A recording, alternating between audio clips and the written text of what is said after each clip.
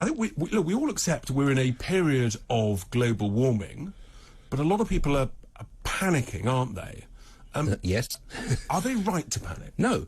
They should relax, basically, simply because if they were to go and look at the natural history of the Earth, which has all been unravelled since these climate myths were created by the UN, they'd find that actually what is happening now is almost totally normal. And the Earth, on the short term, forget ice ages, that's a confusing thing, but for the last 10,000 years, which is a short warm period within an ice age cycle, it goes up and down about a degree at the equator, 2 degrees at the poles, about every 1,000 years. And it's perfectly normal. And the rate of rise now, before people start, obviously people might phone in with this one, the rate of rise is not unusual either. It's about 1 degree in a century.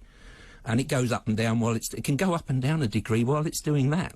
Yes. And that's a global average over 30 years. It's not the weather. So we've got on one side, we've got the Intergovernmental Panel on Climate Change, we've got thousands of supposed experts, all stuffing stuff into their models. Why are they wrong?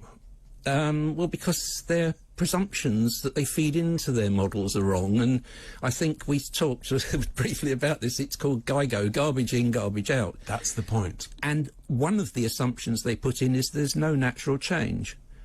So if the change that they assign to carbon dioxide is actually natural, there is no anomalous, what's the word I want, additional change to be observed. So it's not actually happening.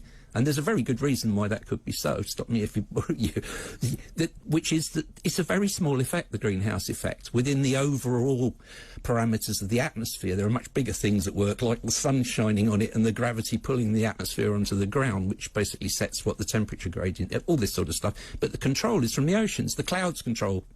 The clouds are the control of Earth's climate stability. So in a sense, you think that people are panicking unnecessarily, and we've been warming now for the last sort of 150 years or so, give or take, since about 1850. There's something interesting about that period, isn't it? Tell us about that, because why do they choose that point? Well, that's because it's the lowest point. We are at 1 degree above the coldest it's been in the last 10,000 years. Let's just repeat that. I mean, that's remarkable. And the other remarkable thing is it's 2 degrees cooler than the warmest it's been in the last 10,000 years, which is the Egyptian and the Minoan period. So this is really important, folks, because this is data, and that essentially the IPCC, they always talk about that we are 1 degree higher than the pre-industrialization period, that 150 years ago.